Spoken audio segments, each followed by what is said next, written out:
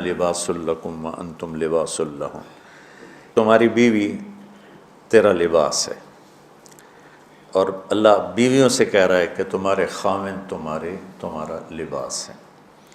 جتنا لباس خوبصورت ہوتا ہے اتنا انسان پرکشش ہو جاتا ہے۔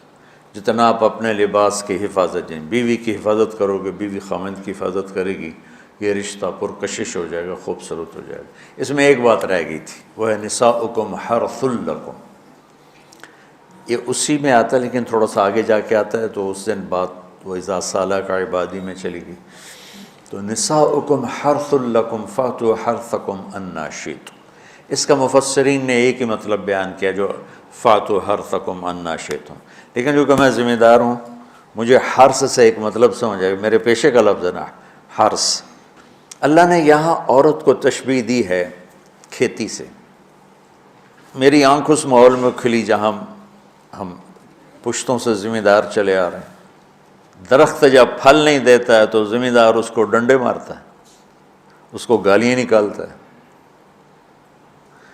کس طرح ذمہ دار ایک پودے کو پروان چڑھاتا ہے، یہ ہے تمہاری ذمہ داری اپنی بیوی، چونکہ تم نہیں کسی کے گھر گئے، تمہارے گھر کسی کی بیٹی آئی ہے، ماں چھوڑ کے، باپ چھوڑ کے، بہنیں چھوڑ کے، بھائی چھوڑ کے، سہیلیاں چھوڑ کے، اور اپنی ترتیب زندگی کو توڑ کر ایک بول پر تیرے گھر آئی ہے، تو پاگل تو آتے ہی اس کے ساتھ بدتمیز ہو رہا ہے، کبھی گالیاں دیتا ہے، کبھی تانے دیتا ہے، کبھی تیری ماں اسے کچھ سناتی، کبھی تیرا ابا اسے کچھ سناتا ہے، کبھی تیری بہنیں اسے کچھ سناتی ہیں۔ تو نے کھیتی کی راکھی کیا کرنی تھی، تو نے تو کھیتی کو آگ ہی لگا کے رکھ دی، تو یہ فصل کیسے دے گی تو گندا دانہ اس میں سے نکلے گا۔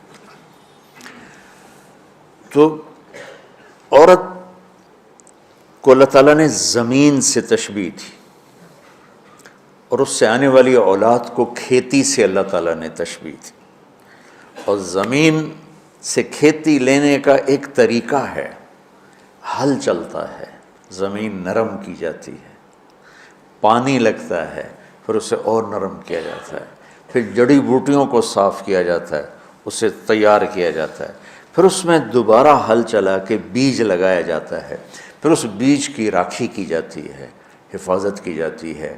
جب وہ پانی مانگتا ہے پانی دیتے ہیں، چاہے رات کے 12 بجے بھی پانی کی ضرورت ہے، وہ پانی پہنچ رہا ہوتا ہے۔ وہ کھاد مانگتا ہے کھاد دیتے ہیں، وہ گوڈی مانگتا ہے گوڈی دیتے ہیں، پھر اس میں گندی جھاڑیاں پیدا ہوتی ہیں تو ہم الگ مزدور لگا کر ان گندی جھاڑیوں کو نکالتے ہیں، اور اب سپرے آ گئے ہیں کہ سپرے کرو تو صرف وہ گندی جو بوٹیاں ہیں وہ مر جاتی ہیں، فصل کو کچھ نہیں ہوتا۔ میں آپ کے سامنے ایک نقشہ بیان کر رہا ہوں کہ اللہ تعالیٰ یہاں خاوند اور بیوی کی زندگی کو کس خوبصورت انداز میں بیان فرما رہا ہے۔ اعلیٰ فصل لینے کے لیے یہ سب کچھ کرنا پڑتا ہے۔ ذمہ داروں کے پاس عام طور پہ پیسہ نہیں ہوتا تو وہ جاتے ہیں جی کھاد چاہیے دی، وہ کہتے ہیں 500 روپے ود لواں گے، وہ کہتا ہے جی لے لو پہ کھاد دے دو میری فصل مردی پہ، تو پھر اسے سپرے کرنا ہوتا ہے تو اس کے پاس پیسے نہیں ہوتے، پھر وہ سپرے والے کے پاس جائے، یہ نہیں کہتا پیسے کو نہیں دفع کرو آپ پہ ہوندی تو ہوئے نہیں ہوندی تو نہ ہوئے، ایسا پاگل کوئی ذمہ، چاہے 1 ایکڑ کا ہو چاہے 100 ایکڑ کا ہو، پھر وہ کہتا ہے جی کھاد چاہیے دیے یوریا، وہ کہتا وہ سپرے کی دوا چاہیے، وہ ڈبے دے پیچھے 200 روپے زیادہ لواں گا، اچھا جی لے لے جی چلے کپا آ جاندی میں دے دیواں گا۔ وہ ادھار پہ مہنگا سامان اٹھاتا ہے اور اس کی ضرورت کو پورا کرتا ہے۔ وہ گندم کو یہ نہیں کہتا، کپاس کو یہی نہیں کہتا میرے کو پیسے کوئی نہیں، میں نہ تینوں پانی لا سکنا، نہ کھاد دے سکنا، نہ سپرے کر سکنا، تو پھر مکھیاں ہی مارے گا، روٹی تو کوئی نہیں لبنی۔ عورت کی زمین میں محبت کا حل چلاؤ، اپنے رات کے آنسوؤں سے اس کو پانی لگاؤ، اپنے اخلاق کے ذریعے سے اس میں بیج ڈالو، پھر اس کو عزت دے کر احترام دے کر اس فصل کی آبیاری کرو، اس کو اوپر چڑھاؤ۔ اس میں جو گندی جھاڑیاں ہو گئیں، کبھی یہ ادھر سے گندا آئے گا، کبھی ادھر سے گندگی آئے گی، کبھی ساس کی طرف سے، کبھی سسر کی طرف سے، کبھی بہنوں کی طرف سے، کبھی لڑکی کے ماں باپ کی طرف۔ بعض لڑکی کے ماں باپ ایسے بے وقوف ہوتے ہیں کہ اپنی بیٹیوں کا گھر اجاڑ دیتے ہیں، شادی کرنے کے بعد بھی بیٹی کو اپنے حکم پر چلانے کی کوشش کرتے ہیں تو خاوند کہاں برداشت کرتا ہے؟ شادی کے بعد بیوی پر ماں کا حق نہیں ہے، باپ کا حق نہیں ہونے کا مطلب ہے کہ پہلے اب خاوند کا حق ہے، پھر ماں باپ کا حق ہے۔ ماں کچھ کہے، خاوند کچھ کہے تو اسے خاوند کی اطاعت کرنی ہے، ماں کی نہیں، ماں کی نہیں۔ لیکن کچھ والدین ایسے ہیں جو اپنے بیٹیوں کو برباد کر دیتے ہیں، پیچھے سے ڈوریں ہلا ہلا ہلا، ایسے کیسز چھوڑے ہیں۔ زیادہ جو مسئلہ ہے وہ سسرالی مسئلہ ہے۔ تو اس میں وہ جو گندی جھاڑیاں پیدا ہوتی ہیں نا، ان کو وہ سلیقے سے نکالتا رہے نکالتا رہے نکالتا رہے نکالتا رہے اور اس کی حفاظت کرتا رہے۔ یہ جو آموں کا باغ لگتا ہے نا تو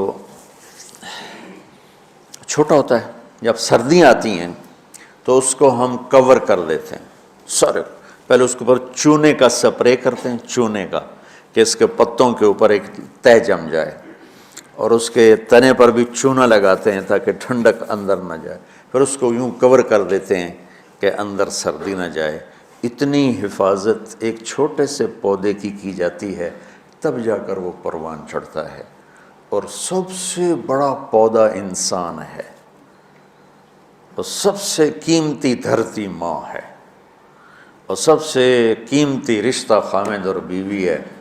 اور آج کے خاوند بیوی کو ماں کی گالیاں نکال رہے، بہنوں کی گالیاں نکال رہے، جیسے وہ خرید کے کسی لونڈی کو خرید کے لیں، کسی کی بیٹی ہے تو کھیتی، تم لوگ دورے والے اب جا رہے ہو، تمہاری شادیاں ہو گئیں، تو اللہ کے واسطے بچوں بدتمیز نہ بننا اپنی بیویوں کے ساتھ، یاد رکھنا میری باتوں کو۔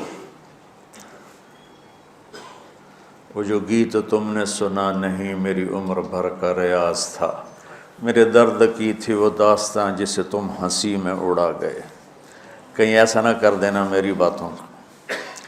اگر اپنی زندگی کو خوبصورت دیکھنا چاہتے ہو، عالی شان دیکھنا چاہتے ہو، اپنے اخلاق اچھے کر لو۔ چونکہ بیوی کی بات ہو رہی ہے، ورنہ ہر رشتے میں اسی کی ضرورت۔ ماں کا رشتہ ہے، محبت دینی پڑے گی، باپ کا رشتہ ہے، محبت دینی پڑے گی، بہنوں کا رشتہ ہے، بھائیوں کا رشتہ ہے، اولاد کا رشتہ ہے۔ اگر اولاد پر ہی ڈنڈے برساؤ گے تو تم سے متنفر ہو جائیں گے۔ میرے نبی نے کبھی یوں اپنے نواسوں کو ٹچ بھی نہیں کیا تھا، ایسے بھی نہیں کیا تھا، روزانہ جا کے ان کو ملتے، سینے سے لگاتے، اپنی نسبتوں کو منتقل کیا حسنین کی طرف، واعظ نصیحت نہیں کی۔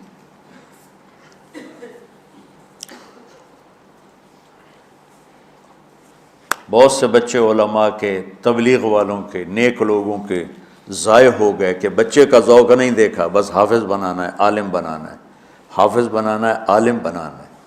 بناؤ حافظ، بناؤ عالم، پہلے ذوق دیکھ لو، اگر نہیں ہے تو اچھا مسلمان بناؤ، یہی کافی ہے۔ اگر زبردستی چلایا تو وہ بچہ نہ دین کا رہے گا، نہ دنیا کا رہے گا، نہ مدرسے کا رہے گا، نہ تبلیغ کا رہے گا۔ یہ لاکھوں مثالیں میرے سامنے ہیں۔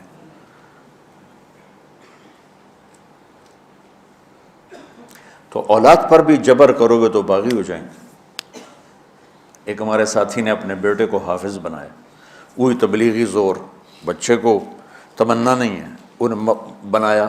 جب اس سر نکل آیا اس کا اور اس کی شادی ہونے لگی تو اس کے والد نے کارڈ چھپایا، حافظ فلاں فلاں، انہیں سارے کارڈ جلا دیے، جلانے کا مطلب ہے پھینکوا دیا، کہ نئے سرے سے کارڈ چھپاؤ اور حافظ کا نام کٹاؤ، حافظ کا نام کٹا کے میرے کارڈ چھپاؤ۔ یہی فیصل آباد کا واقعہ ہے۔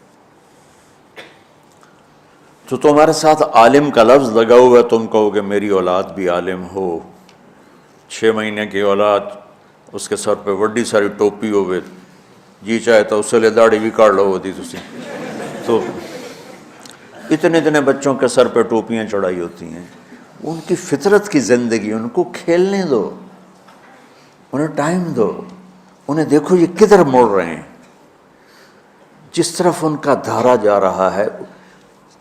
صرف عالم بننے والا ہی مسلمان ہوتا ہے، صرف حافظ بننے والا ہی مسلمان ہے، اور کوئی مسلمان ہے ہی نہیں۔ اللہ نے ہمیں جو دعا سکھائی ہے، رب حبلی من الصالح، رب حبلی من العلماء تو نہیں کہا، رب حبلی من الحفاظ بھی نہیں کہا، من الصالحین، نیک ہونا ضروری ہے، عالم ہونا ہو گیا تو ٹھیک ہے، نصیب کی بات ہے، بہت اعلیٰ چیز، حافظ بن گیا بہت اعلیٰ چیز، لیکن زبردستی کراؤ گے پچھتاؤ گے۔ زندگی کے تمام شعبوں کو زندہ کرنا ہے۔